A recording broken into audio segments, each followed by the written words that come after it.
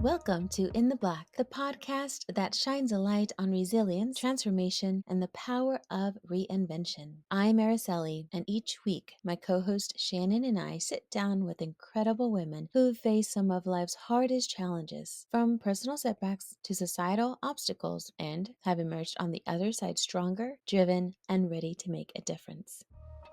On In the Black, we celebrate these stories of strength and success, diving deep into the journeys of women who turned pain into purpose, adversity into action, and now dedicate themselves to making the world a better place in their own way. They're here to inspire, share hard-earned wisdom, and remind us all, no matter how dark things may seem, life is cyclical and dawn is coming. So whether you're looking for inspiration, motivation, or just a reminder that change is always possible, this is the podcast for you. Welcome to In the Black. Today's guest embodies transformation in its rawest, most inspiring form. After being diagnosed with terminal pulmonary fibrosis and lupus, Dr. Xenia's life took a dramatic turn, not toward despair, but toward purpose. Forced to leave behind a traditional career, she stepped into the world of healing and advocacy, using her own pain as fuel to guide others through theirs. Dr. Xenia is the author of deeply resonant works, including Grieving to Heal, the Shadowboarding Experience, The Recondition, a guide to loving yourself through the trauma, and its accompanying workbook. These are more than books. They are lifelines, practical tools designed to help people move through trauma, reconnect with their inner self, and rediscover self-worth. In today's episode, you'll learn how trauma can become a catalyst for growth, what it takes to shift from suffering to service, and how healing work isn't just personal. It's a ripple that can touch communities. Whether you're navigating chronic illness, deep loss, or just feeling disconnected, this conversation will offer you insight, hope, and a powerful reminder your pain has a purpose. Ooh, I can't wait for this one. Thank you so much for joining us today. Tell us a little more about you and where you're at right now. As you mentioned, I am not only a published author, I am also a social behavioral scientist, which means I study human behavior. I am a motivational speaker and a community activist. I wear a lot of hats. I am from Brooklyn, New York, born and raised, and I am using my voice to help heal others and to give a voice to those who feel like their voices have been on mute. Can you take us back to the moment you were diagnosed with pulmonary fibrosis and lupus? Absolutely. This is something that often runs in my mind. Um, Good days and bad days. It continuously raises different questions for myself. Back in 2021, I was going to, and this was in like the height of COVID. So I had been going to the doctor numerous times and saying like, I don't feel like myself. Something is wrong. I'm walking. To start back, I have been an avid gym goer. So I was going to the gym like 3 times out of the week. I was super active. Dean of students in school and middle school at that. So that should tell you how much movement that I had to do throughout the day with teenagers, right? So I was going to the doctor and I was saying something is wrong. I just don't feel like myself. And I was always met with some type of uncertainty where like maybe it's your weight, or maybe it's your allergies, or maybe it's asthma. And I was not being tested for anything. So automatically I started feeling dismissed. And then I went to the office to pick up something. This is at the time when we were still working remotely, but I needed to go to the school to switch out my laptop. And I walked up maybe 3 steps and I immediately got dizzy and felt like I was about to pass out. So I went to the urgent care that was not too far from where I was working at the time. And the cough that I was having was so loud that from the back of urgent care, the doctor came immediately to the front and was like, "Who is that?"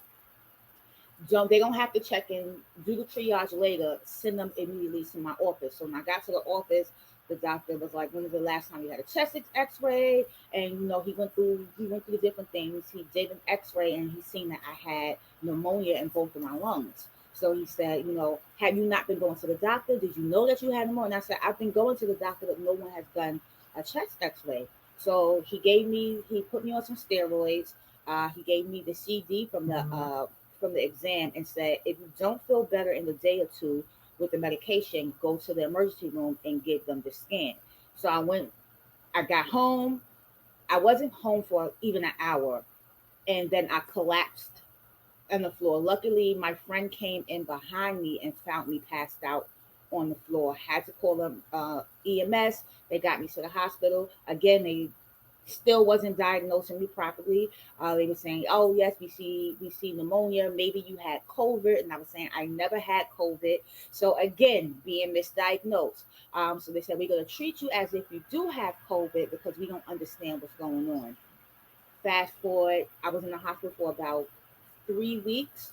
Fast forward after that, I go to see another specialist, completely different from my doctor. I was like, maybe let me go see a completely different doctor in a different network. And that doctor diagnosed me with pulmonary fibrosis. He asked me had I been smoking. He did a lung exam. I said, I've never been a smoker.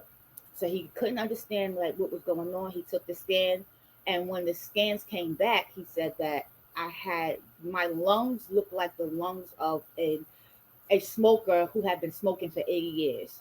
He said it looked like that's how cloudy my lungs were. And he was saying that that's when he mentioned that it was pulmonary fibrosis. And then he explained to me, I was like, you have to explain what that is. I've never heard of it. And so he explained to me that what pulmonary fibrosis is that it's a terminal lung disease. It's irreversible. And what it is that your lungs begin to harden, and that hardened portion cannot be reversed. So at the time, when that happened, I had 40% functionability between both of my lungs, and then it just began to rapidly decline. And then I was in and out of the hospital. I was in and out of the hospital for months, and they still couldn't figure out how I got it until they did a little deeper digging, and then we thought back to my history, and it was like, oh, I was going to school across the street from the Twin Towers during 9/11. And so being that I was constantly in that area working and going to school, that's how this had begun to develop within my body. However, I always had the question to your answer about how I feel. I always had the question of if I wasn't dismissed by those doctors early on, and if they had been checking into like doing different exams, checking into my history, maybe they would have caught this earlier on, and I wouldn't be at the stage where I am now, where I need a double lung transplant. So I am constantly up and down, highs and lows, because I'm always thinking about what could have been done differently if I wasn't, one, dismissed as a woman, two, dismissed as a woman of color, and then three, communicated with a doctor, communicated me and saw me and my illness, rather just seeing his biases of what he thought probably was wrong with me based off my size. That is unfortunately such a common story. I think I read a statistic once that it takes 7 years for most women to be diagnosed with a chronic condition. And that's just absolutely ridiculous to me. Yeah, and so 7 years for a woman in general to be diagnosed, right? But women of color are 2.3 times more likely to be misdiagnosed, just because of the fact, and research shows that, just because of the fact that we are often met with the idea of that we either have high blood pressure, or because we're women of color, or our background, our history, there has to be some type of underlying condition that's related to people of color, without us being truly assessed, and seeing how, like with the proper blood test, with the proper x-rays, mammograms, and all those things. So we're often pushed to the side and being misdiagnosed because we're not being properly examined. Yeah, I went to the hospital because I had a fever for 13 days. And the doctor, I think it was urgent, it was somewhere emergency. The doctor said I just had COVID and there was nothing he can do. It just, goes away on its own. I'm like, no, it's not. Even if it is COVID, I think there's something else because I know my body, at that point it was like 10 days of having a fever and nothing could, I was putting ice bags under my armpits, between my legs, like nothing was keeping it down. And so they dismissed me. They were so rude to my husband, so rude to basically me. Um, left. Christmas was on Saturday. So then I had to wait till like Monday to go to urgent care. Went to urgent care, saw a nurse practitioner, immediately checked my lungs and it was pneumonia. Got the medicine for that and my fever went away instantly. And I recovered quick. Not after having damage in my lungs because they dismissed me. But yeah, it's frustrating, the healthcare system a lot of times. Dr. Xenia, what was going through your mind? So what was going through my mind during that time? Um, there was a lot of confusion, there was a lot of frustration, there was a lot of disappointment, but most of all, there was a lot of fear because I was uncertain of what was happening. I was I was being constantly traumatized because no matter how much I was saying what I was feeling, I was continuously being dismissed. I was expressing shortness of breath, shortness of shortness of breath. How I had to for weeks walk hunched over, practically with my arms crossed, crunching my chest. It was so painful to cough. It was so painful to stand. Like even standing on my own just felt like someone put a, a sack of bricks on my back. And I couldn't even stand straight up. So it was that pain. I didn't want to go to the bathroom because I didn't want to have to get out of the bed to even try to make my way to the bathroom. It was so much body aches and pain. And then even when I was expressing that to the doctors, I don't know in their mind what they thought, but it was like, well, we've given you what we normally give people who have your type of symptoms. We've given you Motrin. We've given you ibuprofen. So they named all these things they were giving me, and I was saying it's not working with the pain. I need something stronger, and they were refusing in the beginning to give me something stronger. And I would say I don't have a history of drug abuse. I don't have a history of addiction. Like I don't understand why won't you give me something stronger? And I'm explaining the amount of pain that I am. So it was just so much frustration and there was so much fear because I thought I was dying. I literally felt like and I literally thought that I was dying. And this was the beginning stages before they even said that, I may not make it within over 6 months. So leading up to that, can you imagine no one having the answers, so many different specialists coming in to see you, and everyone's coming back and saying, well, we ran all the tests that we can run, so we're just going to send you home with antibiotics because we've done all that we can do here. And it's like, did you really do all that you can do? I feel like there's more exams that you can do, and if you're unsure about what's going on, why are you sending me home to say if I don't feel better in 2 or 3 days to come back?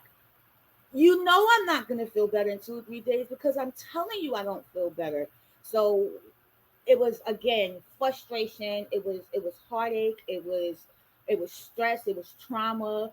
It was fear, all boiled up into one. So much to I was even afraid to fall asleep because I was afraid that would this be my last time opening my eyes? And that trauma being one person feeling that, but then also I'm a mom. So that was another set of trauma that was brought on because I was so afraid that my son would find me dead because no one was answering anything, and that fear and alone added on to the fear that I was already feeling from being misdiagnosed and no one actually giving me any hope and saying that they knew what was going on. How old was your son when you were going through this? At the time, my son was 21. 21. Okay. Yeah, I went through a similar situation in 2018 where I ended up misdiagnosed and medication put me in the hospital for 36 days. Mm-hmm. And my babies were little at that point in time. So I'm very thankful for my friendships that I had there. But um, yeah, it makes it hard when you have kids and you're like, I'm trying to fight this, I'm trying to figure out what's going on. Um, and it makes it so much harder. And I don't know, are you a single mom? Yes, I'm a single mom. We co-parent very well together. Um, but my son is old. My son is was at the time was 21, but it's also the idea that he's seen his mom be so strong for so many years. It's the first time he's ever seen me sick like this. So it was puzzling even for him because he's like, wait a minute, we literally weeks ago were just laughing and joking and hanging out and having like a fun family night, and then just like that I can't even walk from the couch to the bathroom without assistance. So that was a shock all in itself to him. And this is after we had just beginning to find our footing after losing my only nephew to gun violence. And we were just going through that stages of grief and finding our balance in the footing where we began to even start to welcome laughter back into the household. So to go from a set of depression to finally start getting in the space where we're finding ourselves again and we're beginning to find joy in life again, and then this to just happen out of nowhere. It was very emotional, it was very triggering, and it was very traumatizing for the whole entire family. Yeah, that goes along with our next question very well because, you know, a diagnosis like that, it does affect your identity, career, your daily life. Can you give us some of the ways that those things were affected by this diagnosis and by going through this? Absolutely. So it was affected in so many ways, which is what led me to begin writing some of the books that I wrote. Because one, being diagnosed and now being fully disabled, right? I began to have to fight for my job. I began because I wasn't able to show up the way people were so used to me showing up, and I wasn't able to show up in the way that the work the in a way that others wanted me to show up, not necessarily need me because I was still doing the work, but I needed to do it remotely.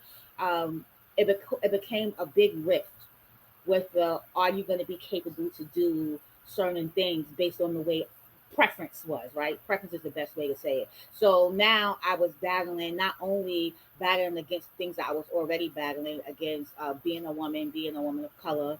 uh, Now I'm battling of being a woman of color, and someone with a disability. So now so now I have three things I'm battling against, and I found myself fighting so hard to express and to show my capabilities, to show my competency in a role that I was already successfully doing for years. It's like now all those things are being questioned. And that had a big part on me getting my rapid decline with my health because I was burning so much energy trying to prove my capability to others that I didn't have enough energy to pour into myself, and it had gotten to a point where I had to say I have to put my health first. I have to put my health first because this is not conducive to my healing process.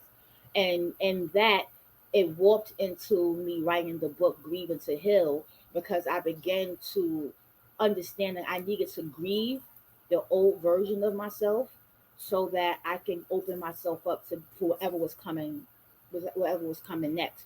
But I also felt alone, if that makes sense to you. I felt alone because I was the only person in my family who had this. Um, and so I didn't know how to convey the help that I needed from the people around me, but they also didn't know how to help me as well because, again, I'm the first person in my family that was going through this. So this was new to us all. And it got me to thinking there has to be other people out there who's experiencing this. And so I started journaling my journey down. And I started writing the things down and writing the things I was feeling and my triggers, my challenges, how I was able to come through certain things, and that helped me to start to write my book Grieving to Heal, because I had to, like I said, I had to grieve.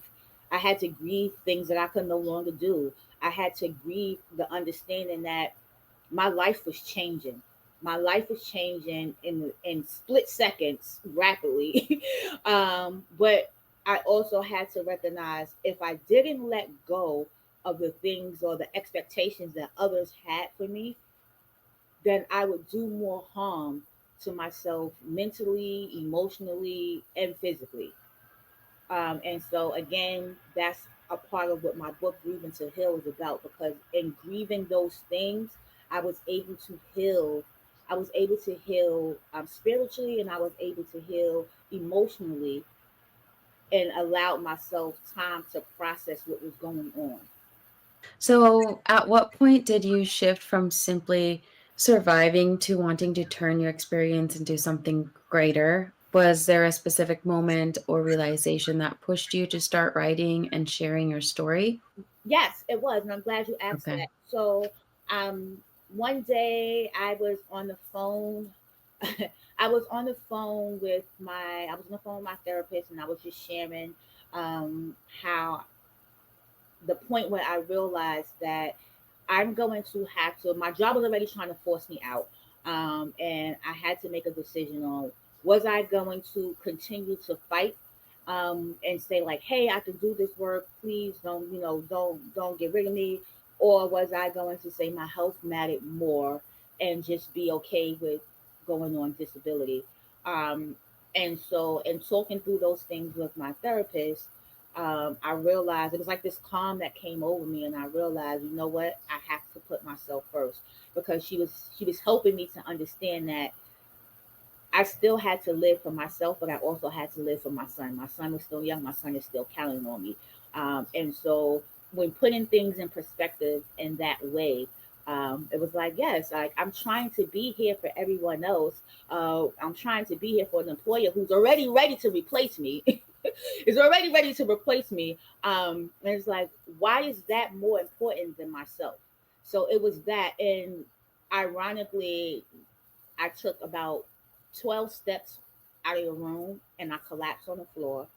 Um, and when I woke up, or at least when I came to, my mom was crying. She was holding my hands, and she was saying, "Please come back to me, come back to me, come back to me." And so, what I later found out after I was rushed to emergencies, that I had passed away, and they had to revive me. And they got me to the hospital. They had me on a ventilator.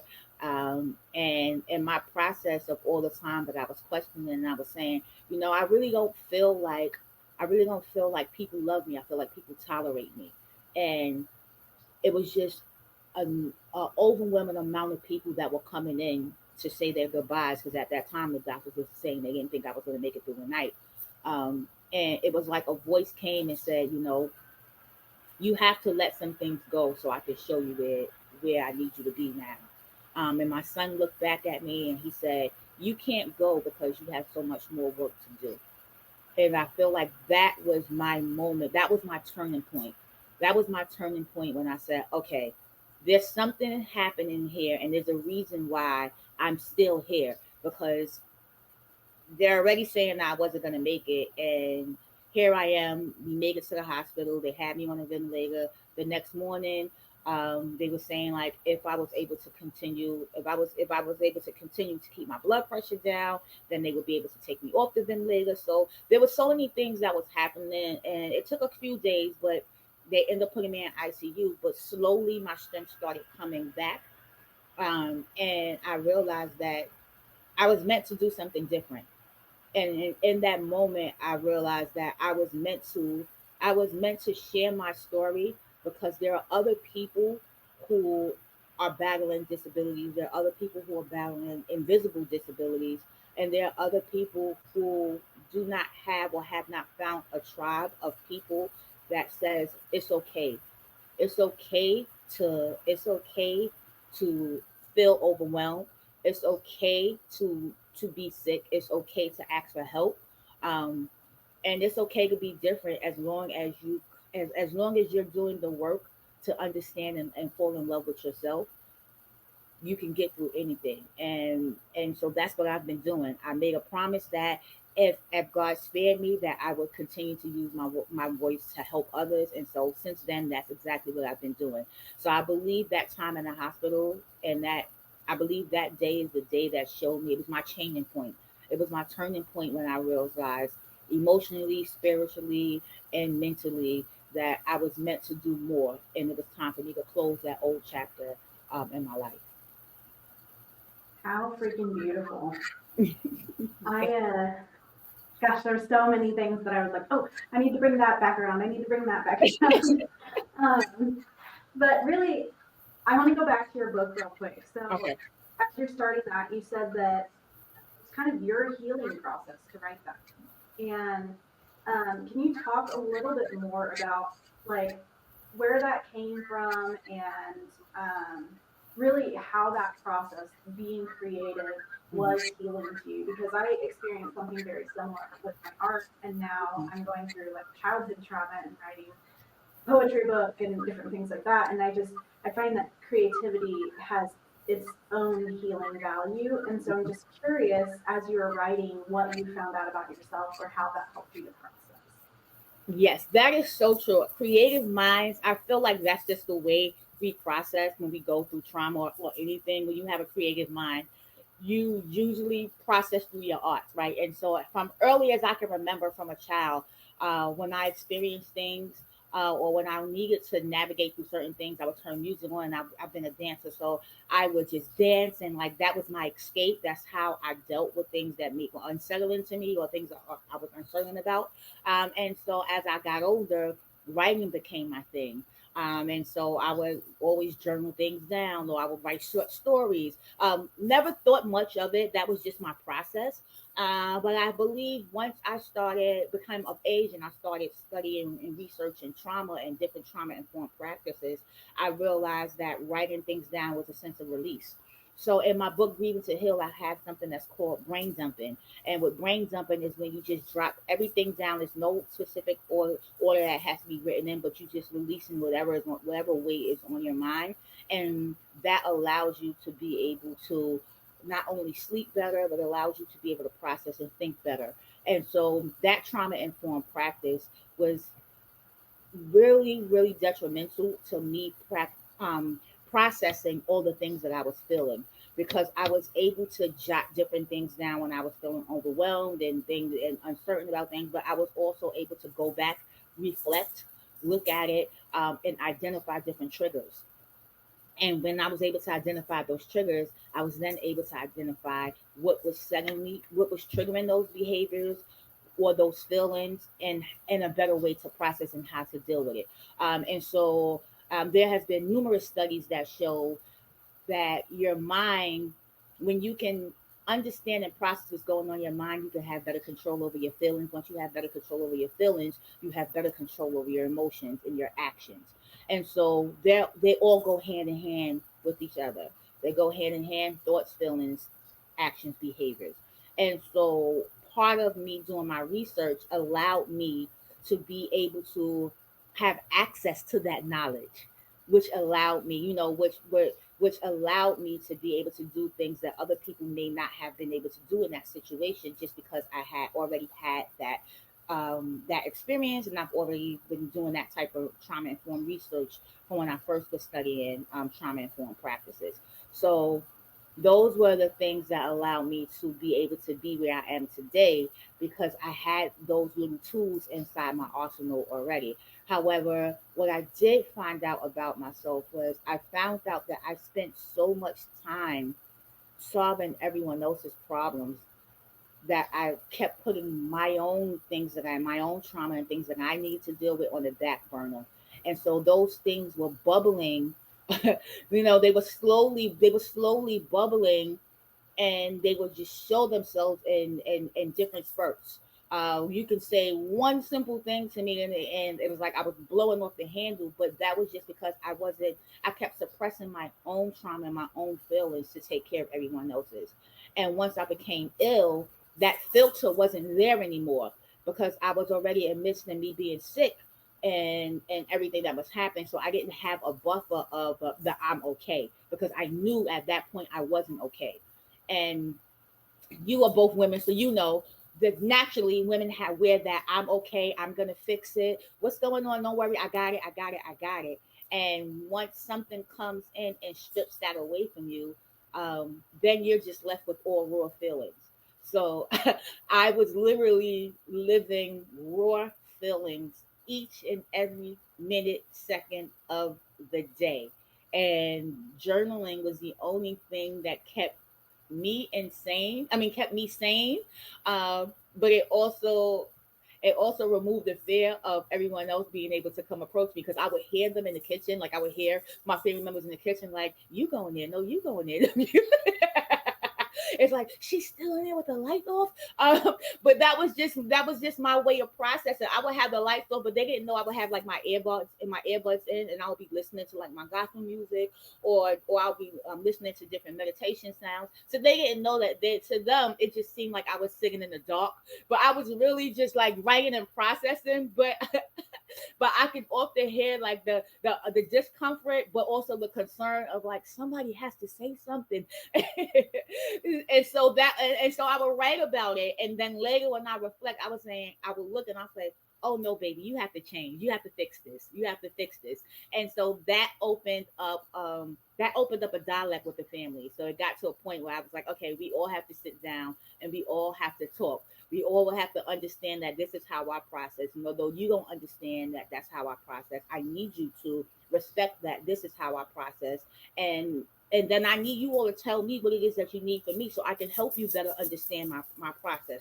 Because when people just have an expectation of how you should process a situation, then they become upset with you because you're not processing things in the way that they want you to process. It's almost like when someone is grieving, and you have people who immediately start crying.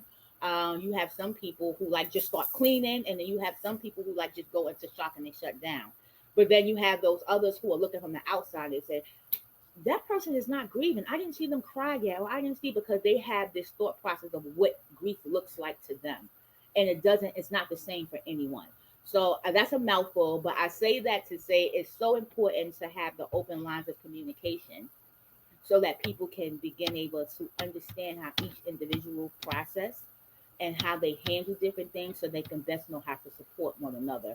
And that's what I learned from my process of journaling things down and reflecting and doing that self inventory, so that I can understand what I needed, so I can understand how to communicate to others how they could best support me. Yeah, that's very insightful, and that you have the ability to become aware of stepping out and seeing other people's different perceived emotions in different situations. So that's really, really wonderful. The healing journey. Yes. So you've written several powerful books that guide people through trauma and healing.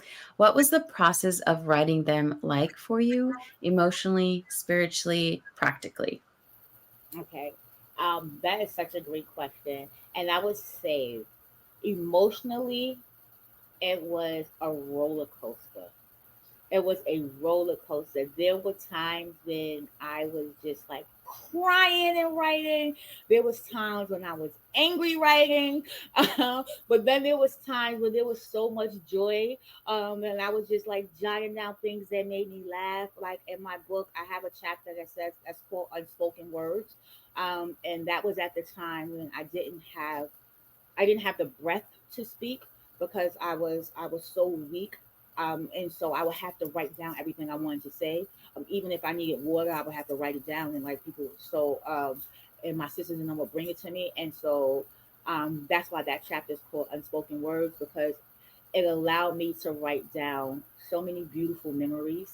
And it also allowed me to write down different poems and things that I was already thinking, that helped me navigate my emotions. So that was the emotional part of it. Spiritually, it allowed me to tap in and to my faith,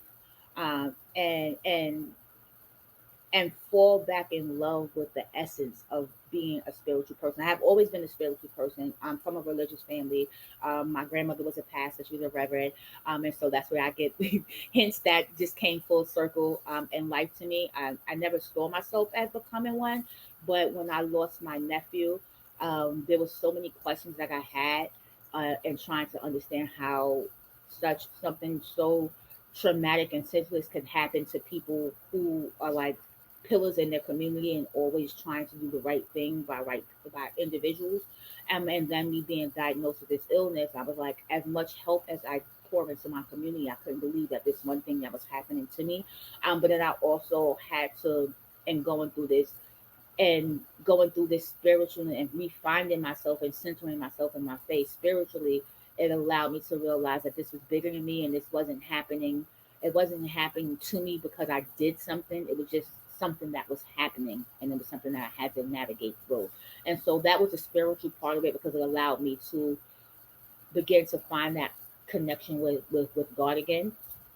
And I believe that that's for anyone, no matter who, whatever your faith is.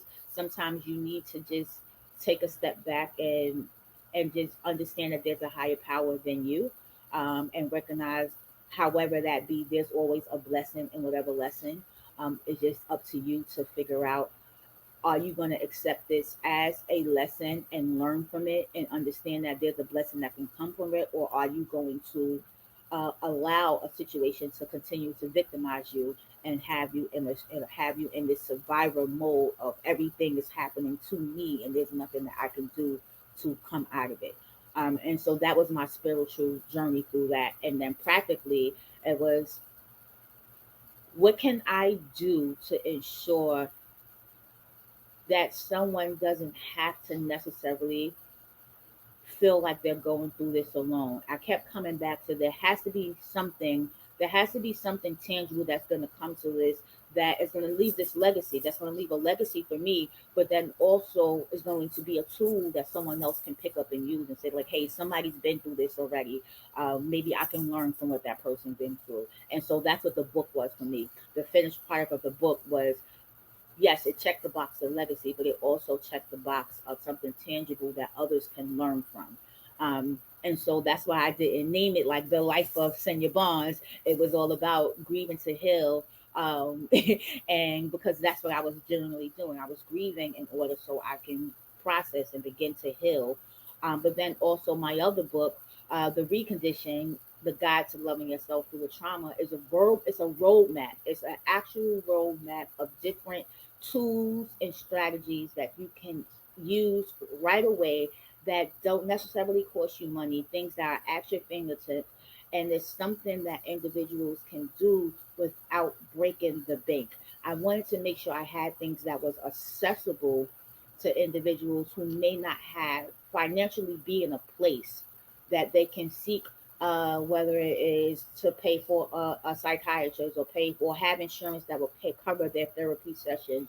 These are tools that I've learned through my therapy session, through research, through different things, expert, textbook, all those things. I compile them all into one place that says, like, hey, this is, not only can you just take this, but this is how it worked for me, and these are different ways that you can try to incorporate it into your life and make it meaningful for you.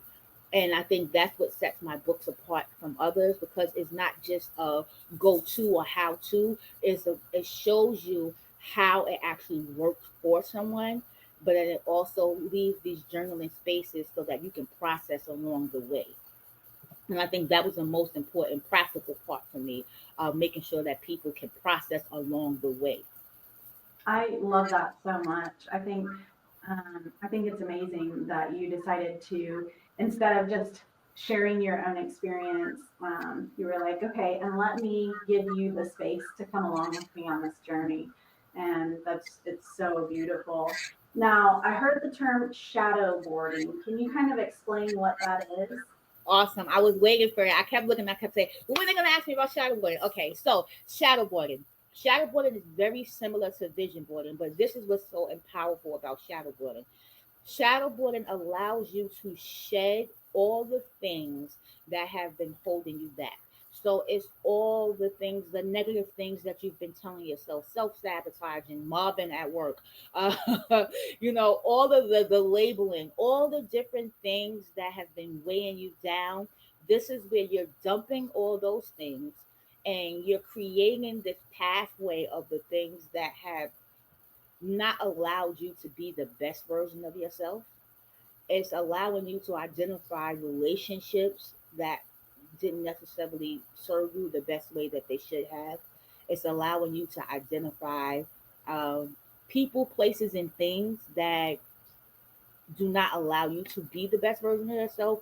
It may be sense, it may make you feel uncomfortable. It may be something that you experience, but it's the different things that you went through in your life that is now you're saying, you know what, I'm not willing to take this into the next chapter with me. So the shadowboarding experience allows you to compile all those things. Now that you have them, it's like, okay, so what do I do now? The shadowboarding experience allows you to recognize what has triggered you, what has allowed you to stay in that place, but it also gives you a pathway, understanding of I can let this go. I do not have to hold on to this. And so I am making the conscious decision and effort to do away with this. I'm closing this chapter. I named it, I identified it, and my so what now, my call to action is to release it. And so that's what the shadowboarding experience does. It takes you through a journey of shedding all those different things. And it's a roller coaster. It opens some wounds, but it also allows you to transition from survivor mode to thriver mode. Because when you're in survivor mode, you're stuck in fear, you're stuck in fright or flight, and you lose that capability of identifying who do you have in your circle of trust that can help you rationally think. And so the shadowboarding experience is about understanding and identifying who your circle of trust is, who are the people and the relationships that helps you get to a calmer place in your life, and that helps you rationally think in unrational moments. And then once you come out of that, then you're ready to begin the beginning. You're ready to begin the stages of opening a new chapter. You're ready to accept that you're deserving of love. You're ready to accept that, you know what, this is no longer working for me. I'm going to polish my resume. It gives you actionable steps. I'm going to polish my resume because I recognize that I'm unhappy here. And it shakes up that comfortability of I'm just gonna be here because it pays the bills. It shakes up that comfortability of I'm gonna be here just because this person knows me, or maybe because I feel like I'm indebted to this relationship because at one point they were so loving, or this relationship was so loving and kind. But you have to recognize that everything runs its course, and sometimes something that started off so great doesn't always end so great. And you have to not feel guilty about choosing you. And that's what the shadowboarding experience is about. It forces you to choose you. It forces you to recognize that if I do not do the self inventory and begin to understand what I need and begin to understand what love looks like, sounds like, and feels like to me, for me, to take care of home, to take care of myself mentally, emotionally, and physically, then I'm no good to anyone else around me because I'm going to continue to accept things that goes against my boundaries. I'm going to continue to lower my expectations. I'm going to continue to allow people to use me, take advantage of me, because I don't feel like I'm deserving of those things, or I feel like I owe everything to someone else. And when you feel like you're continuously owing someone, you're in a relationship out of obligation, and you're not in that relationship, whether it's a work relationship, whether it is family relationship, whether it is an intimate relationship, you feel like you're working out of obligation, and you're not putting yourself first, and you're not doing the best for that other person. So, this is a side question. I'm curious. This is more for me. You know how when people kind of die, Mhm. they have an interaction. Did you by chance have something happen to you? I think for me it was, and I don't know if it was an interaction, but I do feel like like I said, there was this calm that came over me where I didn't feel fearful anymore. And I think that was the interaction for me. I think it was that peacefulness for me. And so all before that happened, I was so panicked and I was so afraid of what was to come. But after that situation, it was like this calm and peace that came over me that I don't know. I can't even explain what it did for me. I just know that it removed so much fear to where I was okay. I was like, okay, all right, so I'm gonna listen. What is it that I have to do next?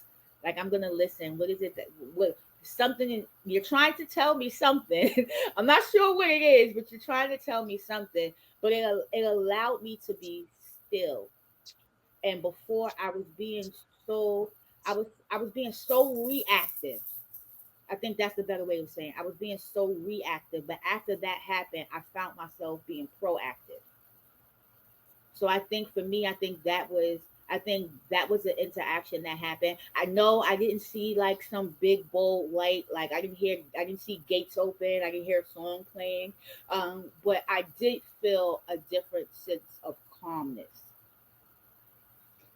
So that's interesting because that is almost identical to my experience, where for me it was like I was warm and there was so much peace and just like I was there, like Hmm. that's it. And there was nothing. I mean, it wasn't dark, it wasn't light. There was nothing. It was just pure peace. Hmm. Like your body is completely warm. You're completely like I don't know. I've never heard anyone else describe it that way. That's that's incredible. Great. And then you heard your mom calling out to you, like, come back, come back, come back. Yes. And then you kind of went to that. Right. Oh, that's so neat. Thank you for sharing. Sorry, that was my curiosity. So, Yes. helping others in community building. So, how has your work been received by people dealing with chronic illness or trauma? Okay. So I've also written a couple of other books, which allows me to help organizations and so what that work is, I'm training leaderships and organizations how to be more trauma informed leaders so that they're helping people who are experiencing forms of trauma, long-term disability, long-term illnesses, um, and survivors of like gun violence and domestic abuse.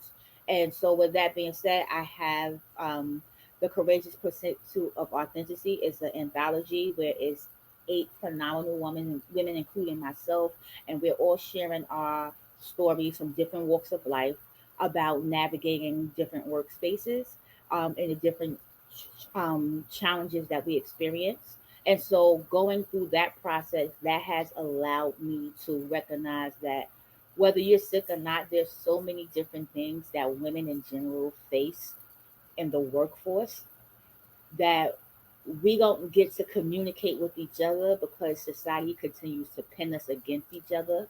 And it allowed an opportunity where voices were able to come together and say, not anymore.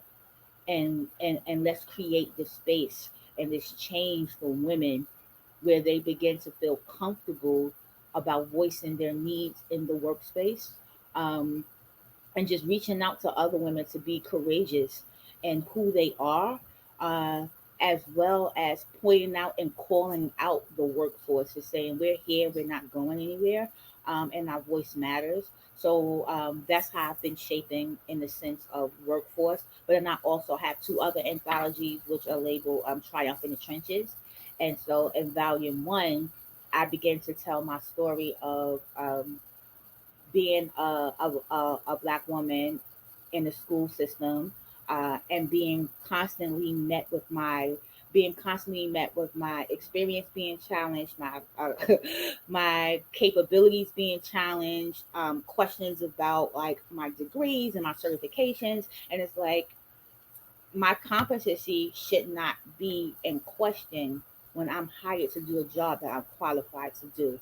When I've shown that I'm capable of doing this, because you feel threatened by my intellect as a woman of color, you want me to dumb down my voice, you want me to dumb down my opinions, unless you're asking me questions about other Black families.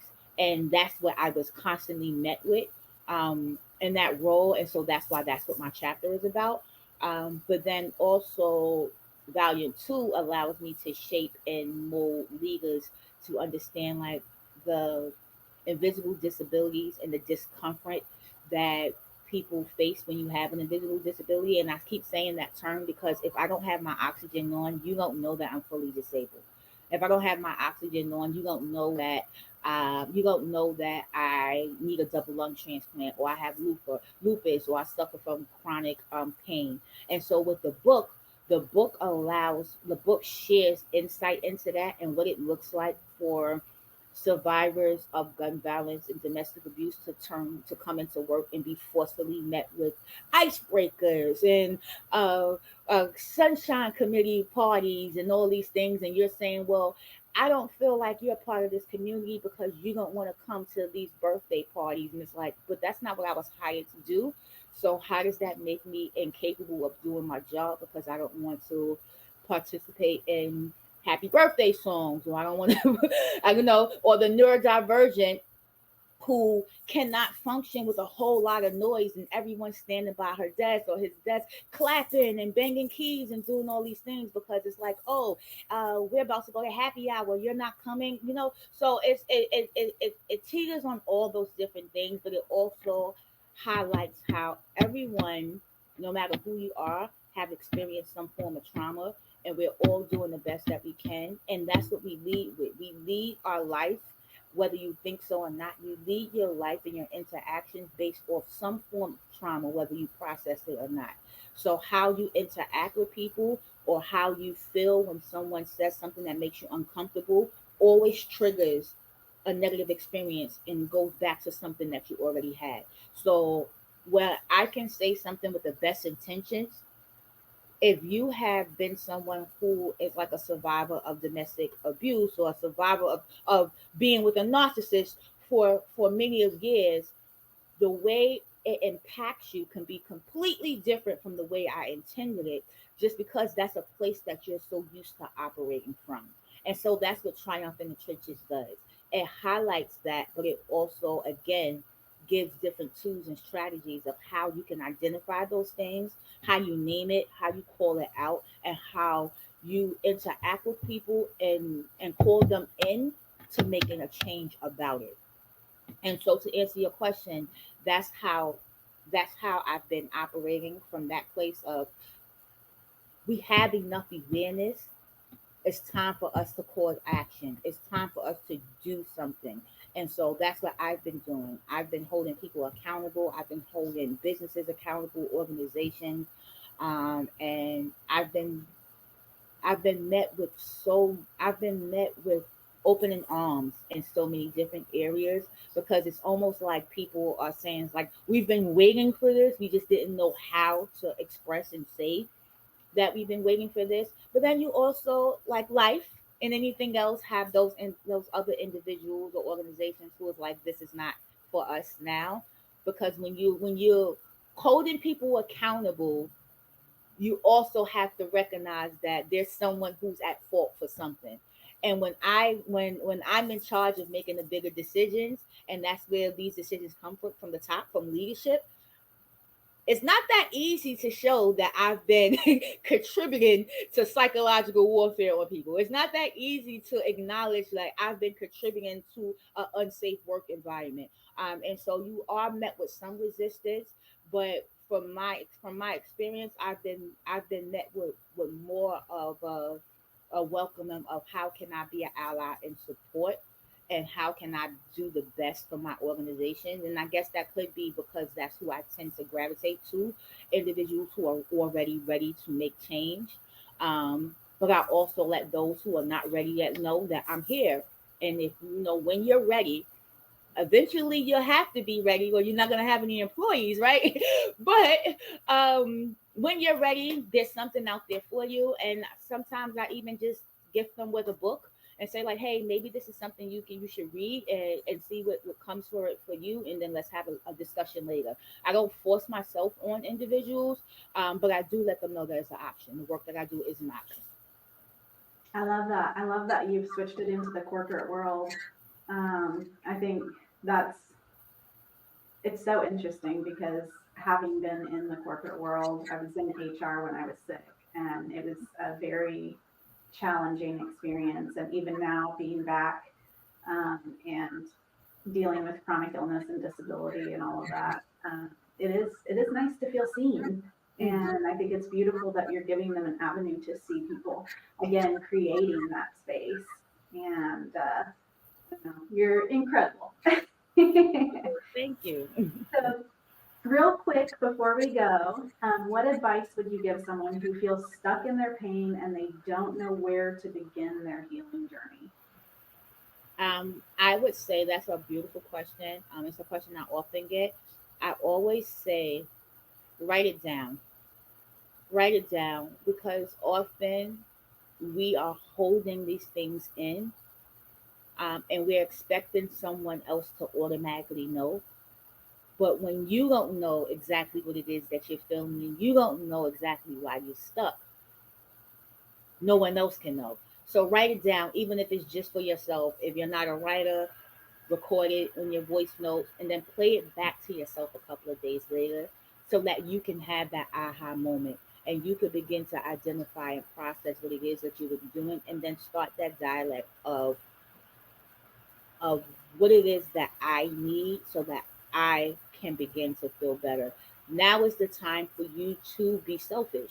Now is the time for you to say, I need to do something different, because I want something different. And I have this saying, if you want something different, then do something different.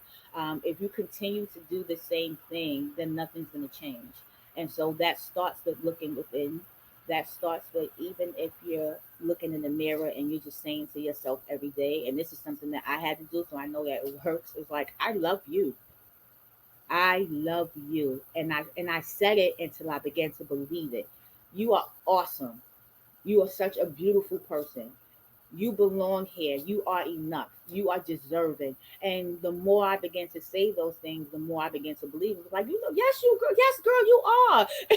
You are deserving. Like, especially someone who experienced being in a domestic violence relationship. Like, there are things that are stripped away from you when you've been in those type of situations, that you have to rebuild. And so taking a moment to rebuild that within yourself, I would say, whether you are battling grief, whether you are battling self sabotage, which is a real thing, or whether you are battling a long term illness. If you are unsure, spend at least 5 minutes in the mirror reaffirming yourself that you are deserving, you are capable, and you deserve to know what love feels like, know what love looks like, know what it sounds like. And if no one else is giving it to you, create it yourself. I absolutely love that. I think affirmations are so vital to creating the person that we want to be. Now, we always end with this question. So, being in the red, negative, being in the black means putting yourself in a positive position in your life. So, for you personally, what does being in the black look like for you? For me personally, being in the black, woo, okay, being in the black for me looks like real self care. And I don't mean manicures, pedicures, those things are lovely. They're lovely, but I mean actual self care. And the point for me is like going on a vacation, whether it be, and it doesn't have to be super expensive, it doesn't have to be long, but just time for me to go and be in a space where I can have music on a low tone and just writing, whether it's a short story, whether it's poetry, whether it's a new novel, but just that time that is for me, that time that I could spend, where it's like I don't have to give to anyone, or I don't have anyone asking me for a bunch of things. I'm not face down with a bunch of doctor's appointments, but just some time to just be peaceful. That is what being in the black means, because it allows me to recognize that I'm not working to die anymore. I'm working to live. I love that. For our audience, many of our listeners are navigating life transitions or struggling with self-worth, what's one small thing they can do today to start reconditioning themselves with self-love?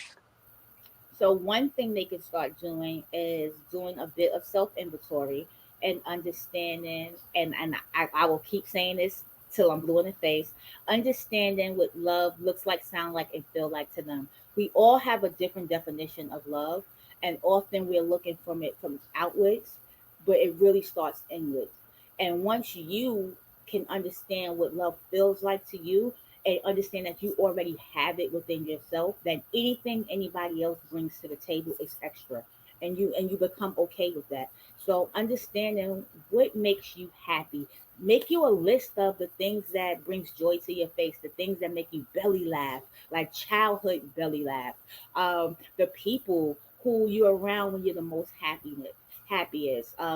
What can you do that wouldn't cost you any money, that will let you feel like, you know what, I had a really great day. Like making a laundry list of those things are is a starting point for you to begin to shift your mindset, but also begin to shift the whole balance of what happiness looks like for you. I think that's amazing. Making that list of little things. I remember doing that in the shelter and thinking about how many things I actually enjoyed, even though me and the kids were living in the shelter. And so, speaking of that, what does advocacy look like to you now? And how can anyone, no matter what their health, no matter what their situation, how can they become a source of light for other people? Ooh, that is so great. That is such a great one, because many people get confused and they think that with advocacy, you have to have a lot of money, or you have to have so many connections. And that's so untrue. That's such a misconception. You can, and nowadays of technology and social media, you can use your authentic voice to just turn on your social media, go live, and share what you're feeling in that moment for that day. You don't have to share your location, you don't have to go too deep into your situation, but there's someone out there who is experiencing something similar. No one is going through anything alone. It may feel like you are, but trust me, you're not. And for example, I realized with myself, I started recording my journeys on the way to the doctors, because I recognized that every day I had a doctor's appointment, those would be my high anxiety days. So what I would do is on my way to the doctor, on the cab ride there, I would just go on my Facebook, social media, and I would say like, "Hey guys, today's the day I'm going to see X doctor. There's the pulmonologist today. Not sure what news I'm going to get, but I'm feeling really anxious. And this is why I'm feeling anxious." And just going through that, and I recognized there were so many comments that started coming through and saying like, "Oh my gosh, I feel that way when I go to the doctor. My mom has said that, my cousin, you know." And then I started being connected to different people who were feeling anxious about going to the doctor, and then they started leaving tips. So this is what I do when I feel anxious, and it was like this whole community of people just came together just from that one post that was about, I want to say it wasn't even a 1 minute, it was about 36 seconds of me just saying like, this is how I felt, and a community came from that, people that from all over the place that I didn't even necessarily know. And so that was one way of advocacy. Also, just don't be afraid to ask for help, because your ability and willingness to ask for help often inspires a movement. It inspires other people to want to support not only you but to support others. And so with you being open to sharing your story, it allows you to touch people that you have no idea that you would be touching. And often it's the closest people to you, because people are living together but living separate lives, and they're moving in different directions just because no one wants to, um, they don't want to overwhelm the next person, so they're all in the same space going through something without communicating with one another. So just having an open sense of willingness to communicate what you're going through and being okay with asking for help allows you to touch so many others, and that is the beginning stages of advocacy. Love that. And where can our listeners find you? Oh, if you're looking for me, You can find me on Facebook as RDB Speaks. That's Reverend Dr. Bond Speak. It's just like I said it, RDB Speaks. On all other social media platforms, I am Coach Barnes, like the bookstore, my last name, GMT underscore. So that's Coach Barnes, GMT underscore. Well, thank you so much for coming on our podcast and also giving me the tip at the beginning. I will definitely work on that and send it to you by the end of the week. I really enjoyed our conversation. You are doing amazing things. I hopefully, do you know if you are on the contact list to get your lung or So I've actually been accepted into the lung transplant program, and so what that means is it's a super long process. But what that means is that they're going to keep monitoring me every 3 to 6 months because they want to maximize the capacity that I have in these lungs, which is my birth given lungs. And that's just because I need two lungs. If I only needed one, then I would have been able to dig it so quickly. But because the process is so strenuous on the body, they want to maximize what little bit I do have in mind before they do the double lung transplant. So keep me in your prayers. yeah, I'm in the program, and um, there has to be more. There has to be more. Well, thank you absolutely. so much for coming on today. I really enjoyed getting to know you a little bit and listening to your story, and I can't wait to see where it goes. Awesome. Thank you for having me, and invite me back anytime. I will always make time for you ladies. Aw, thank you so much. Thank you for joining us on today's episode of In the Black. I hope today's story left you feeling inspired and reminded of the incredible strength that lies in each of us. Our guest today has taken her toughest challenges and transformed them into something beautiful, reminding us all that even in the darkest moments, there's always a way to find light in the world. If you enjoyed today's conversation, make sure to subscribe and share In the Black with another woman who could use a little encouragement. Together, we're building a community of passion, purpose, and power. Until next time, stay strong, stay inspired, and remember your story matters. Your choices change things, and being your most authentic self can and will change the world around you.